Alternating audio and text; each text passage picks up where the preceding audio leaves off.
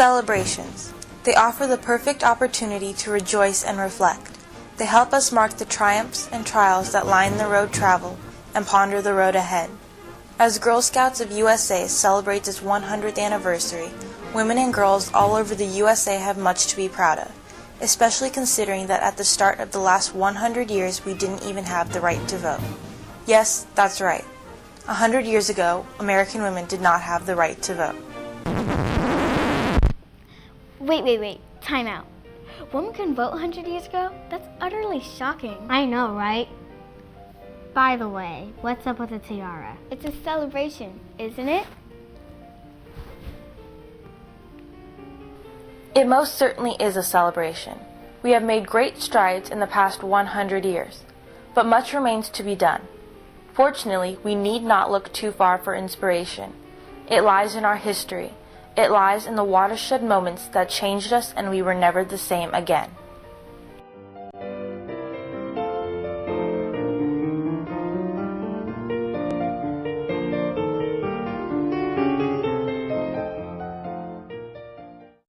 It's been 100 years a long time. Yes, it is. It was long before you and your parents or your grandparents were born.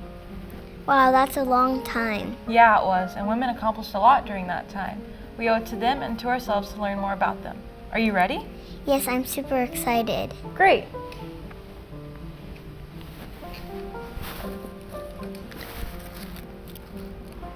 Are you comfy?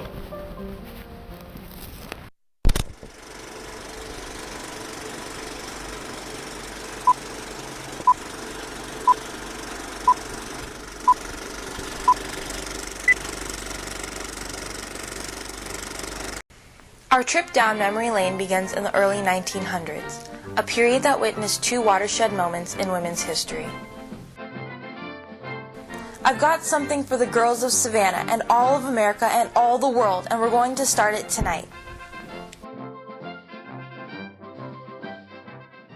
On March 12, 1912, Julia Gordon Low assembled 18 girls from Savannah, Georgia for a local Girl Scout meeting.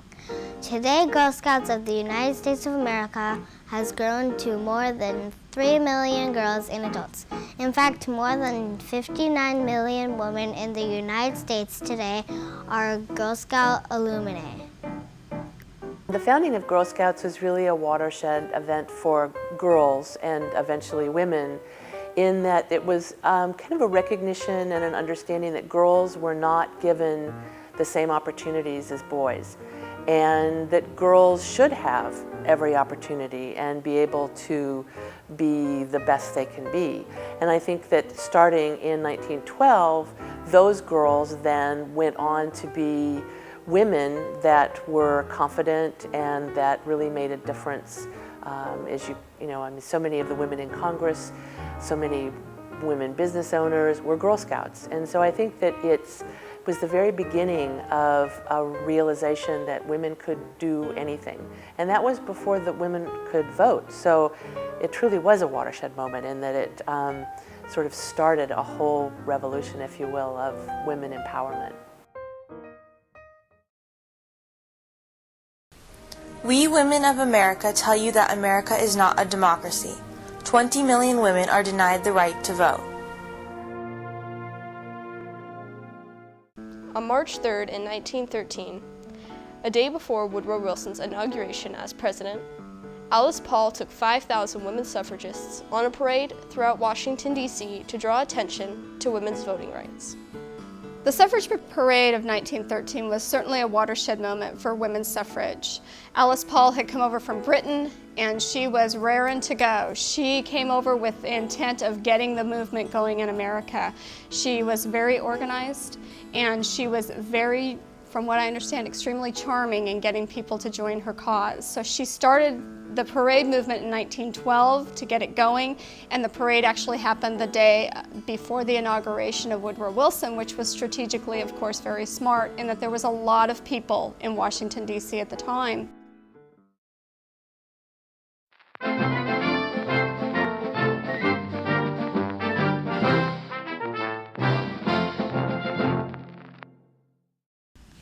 Sandra Adams, Kelly Io, Michelle Botman. What are you doing? I'm I'm reading the names of the women who are currently serving in the U.S. Congress. How long is the list? There's nearly 100 names here. Wow, that's impressive. It is, considering before 1916 there were no women in Congress. But in 1916, Jeannette Rankin became the first woman to be elected in the U.S. Congress. Who else is on the list? Marsha Blackburn, Diane Black, Mary Bono Mack, Madeleine Z. Bordeaux, Barbara Boxer. The election of Jeannette Rankin to Congress was a watershed moment for women because it was such a remarkable step for her. She was elected to Congress before women even had the right to vote, which is so amazing to me.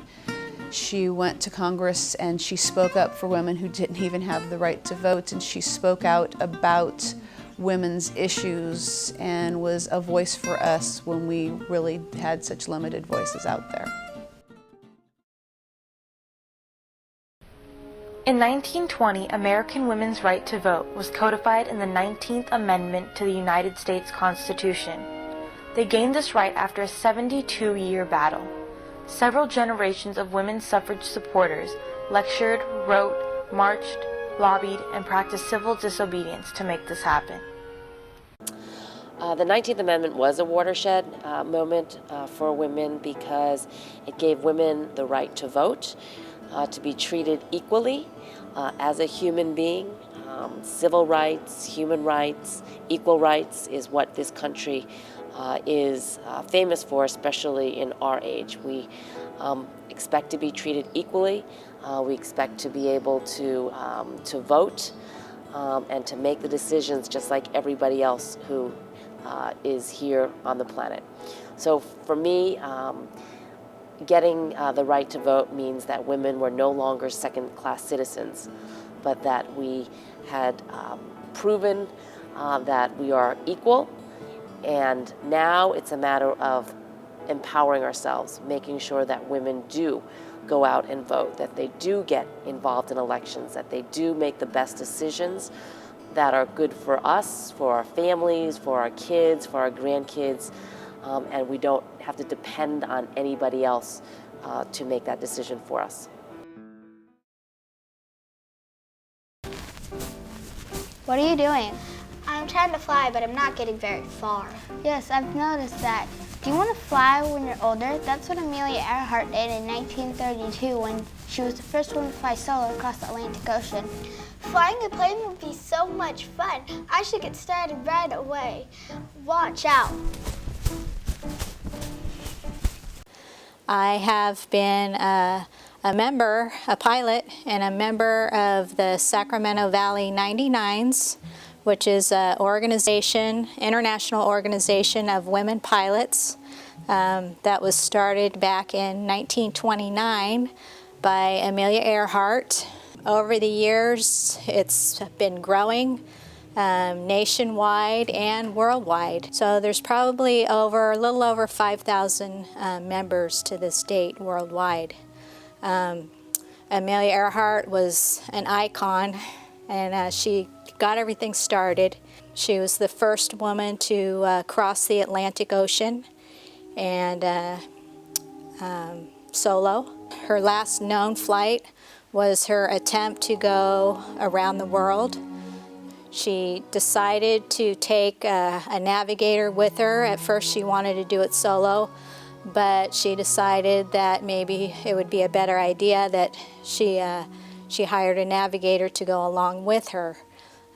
Fred Noonan was his name, and they both went, started out in Oakland and to Hawaii, had some problems with the airplane in Hawaii, and was put on hold for a while.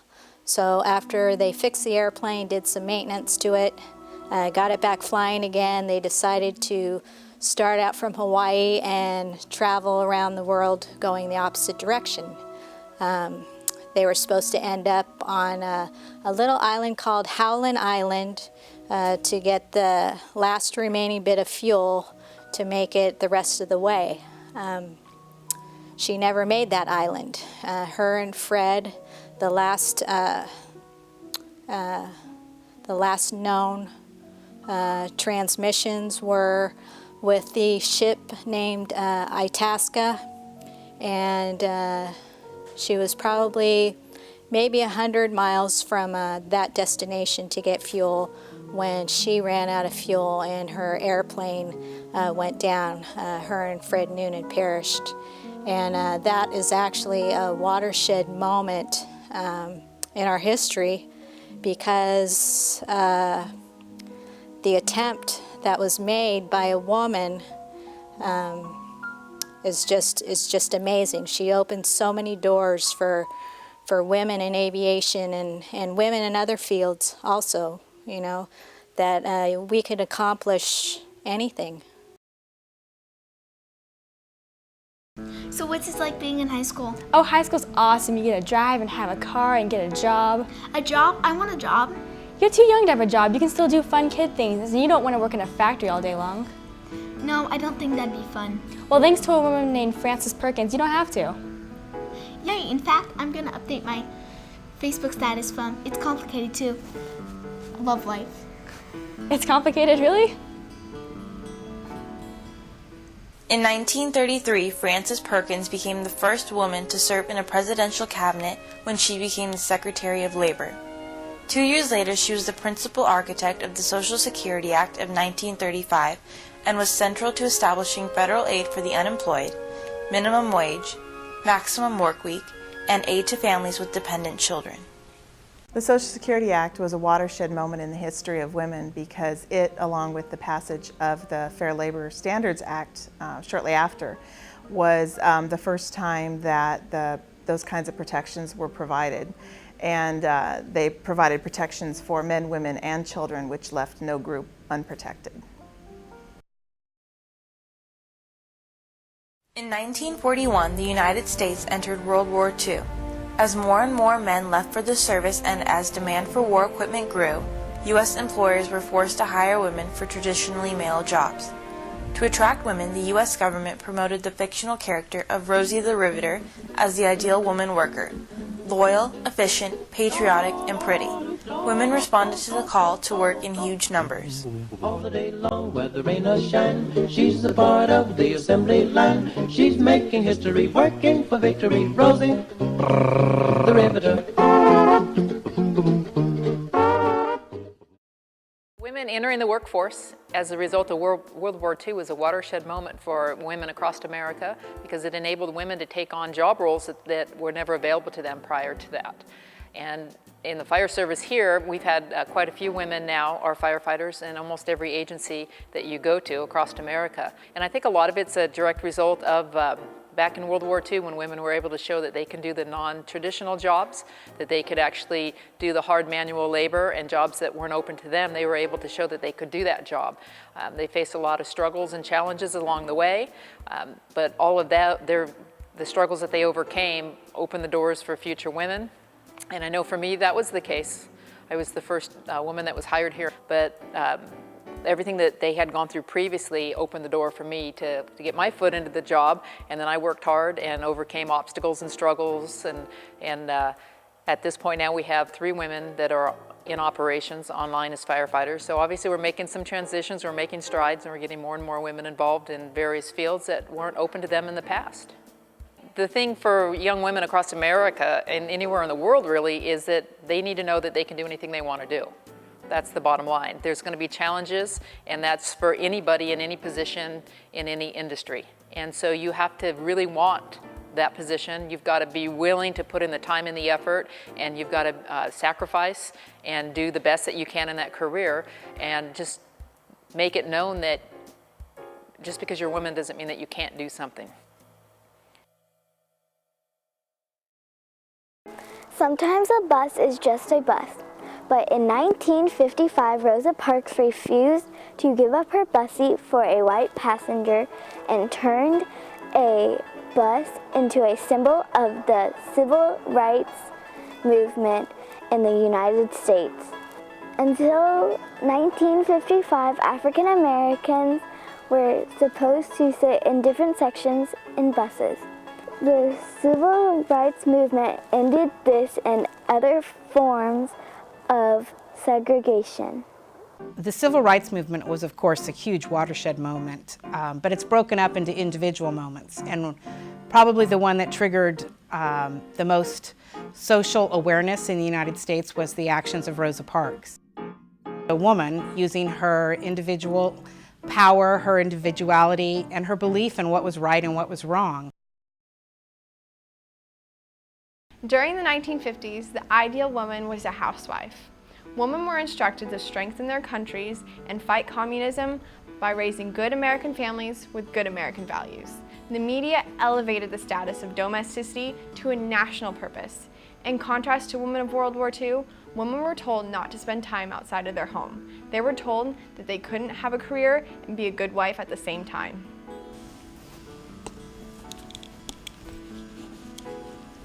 This serves a national purpose? I don't get it.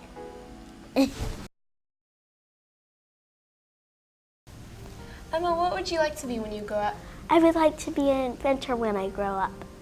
What kinds of things have you been doing to prepare yourself? I've been working hard in school, I play sports, and I've been reading Equal Pay for Equal Work. Really? What do you know about the last thing there? Men and women have to be paid equally in order for it to be fair. Did you know that we owe that to the Equal Pay Act of 1963? Before that, women were discriminated against when it came to salaries.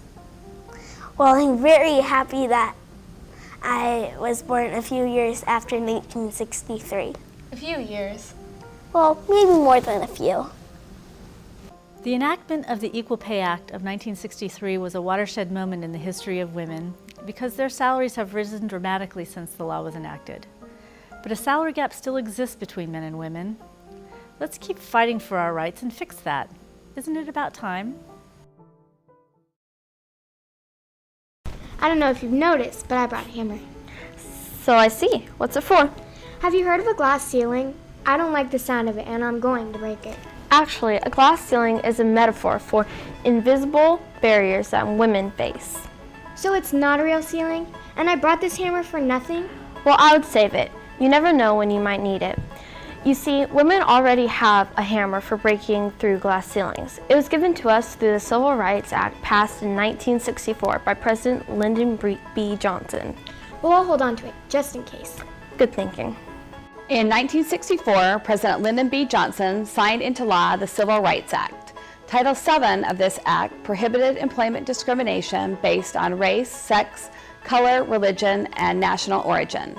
This was a watershed moment for women because even though they had worked outside the home since the beginnings of this country, it was the first time they had the legal right to do so. Frustrated with how little things were changing for women after the Civil Rights Act of 1964, women felt that there needed to be a civil rights organization specifically focused on women's rights. The answer was the National Organization for Women, or NOW, created in 1966. Betty Friedan, the author of The Feminine Mystique, was elected its first president. NOW worked on behalf of women in the workplace to gain equal pay and better handle discrimination complaints. The creation of NOW was a watershed moment in women's history because without its efforts, a piece of landmark legislation, Title VII of the Civil Rights Act, may never have seen the light of day. Title VII prohibits employment discrimination based on race, color, religion, sex, and national origin. I don't believe it. Don't panic, okay? Okay. Wait, what are you looking for? I'm looking for the part in the Constitution that guarantees equal rights for women. You won't find it. Why not? It doesn't exist. That's OMG all the way. There's nothing LOL about it. Oh, I couldn't agree more. In 1972, the Equal Rights Amendment finally passed in the Senate, nearly 50 years after it was introduced by Alice Paul in 1923, but it failed to become the 28th Amendment to our Constitution by 3 votes. It has been reintroduced in every single session of the Congress since 1982. As watershed moments in women's history go, this one has been overdue for a very long time. But we have proven over the years that we are capable of great achievements. Let's add the ERA to that list. In 1972, Title IX of the Higher Education Act of 1965 became law. Its intent was to eliminate discrimination in higher education on the basis of sex.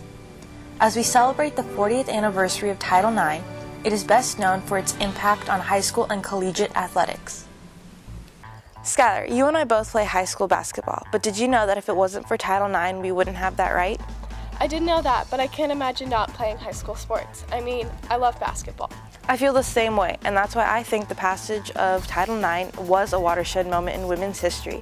It gave women the same athletic opportunities as men. Yeah, that's cool. And did you know that the U.S. Olympic team of 2012 had more women than men? It most certainly did, and who could ever forget the Fab Five? Yeah, they were amazing. It almost makes you want to try gymnastics, huh? Yeah, almost. Let's stick to something we can handle.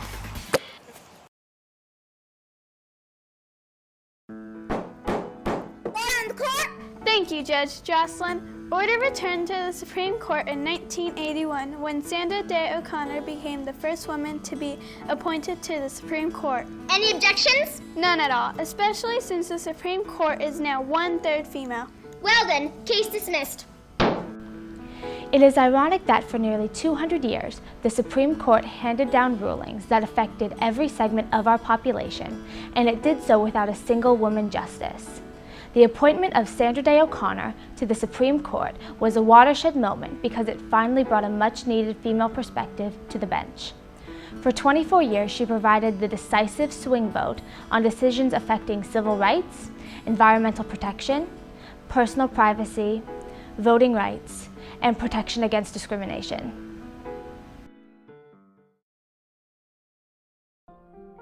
Hot new trends, glamorous makeup, sparkly nails. If it's a role model you're looking for, I have a suggestion for you. Have you heard of Dr. Sally Ride? No. In 1983, she became the first American woman in space on the Shuttle Challenger.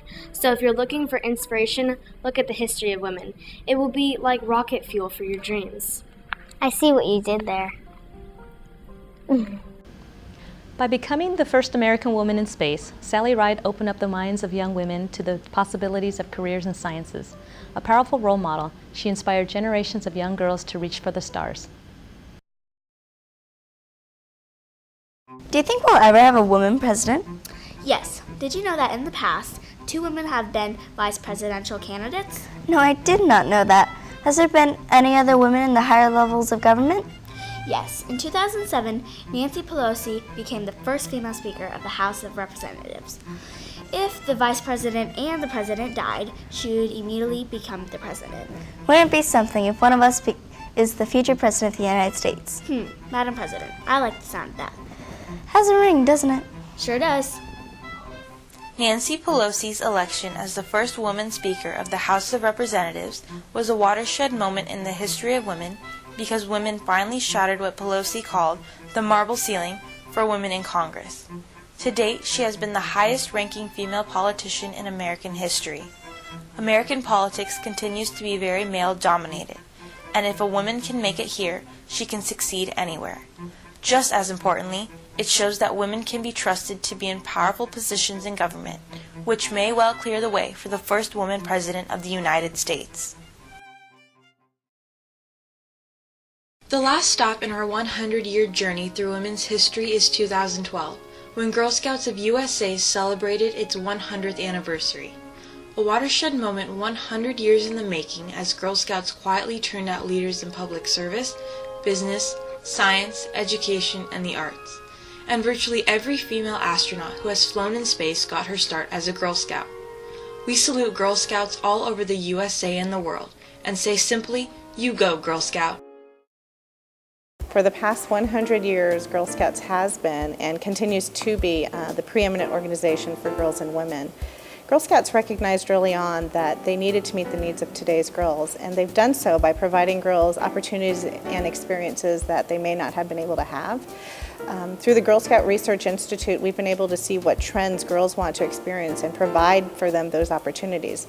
And I think that's why the 100th anniversary is a watershed event in the history of American girls and women.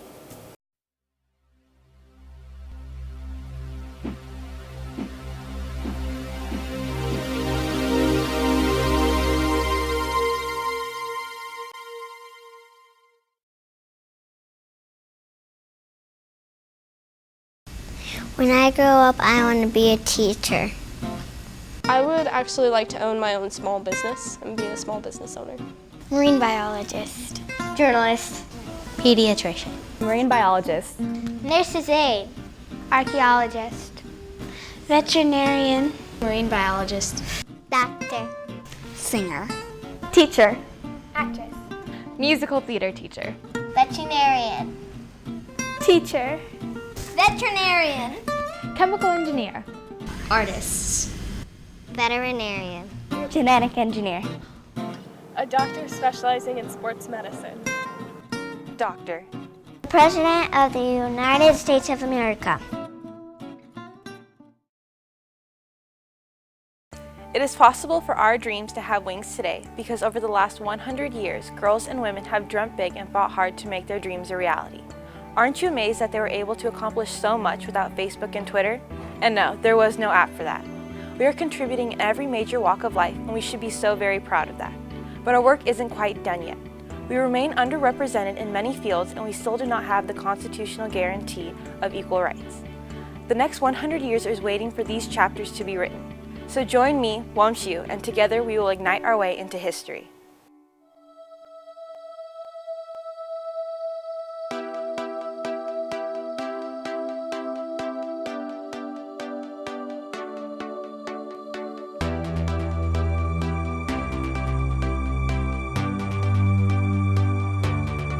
Can you believe that we come this far?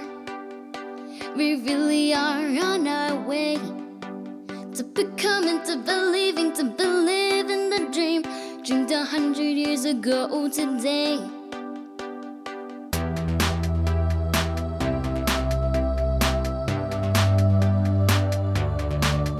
Can you feel the magic in the air? It's our courage spreading everywhere. Where we live, where we play, where we meet every day, growing stronger than we ever dared.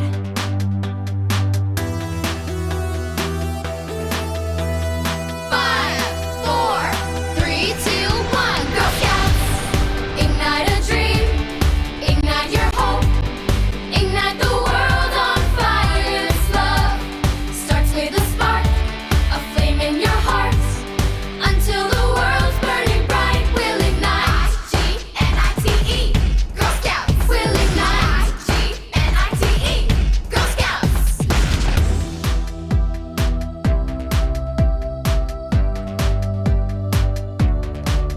Now there's nothing standing in our way. Sisters moving in that flow to discovering, connecting, and creating a world. There's no limit to how far we can go.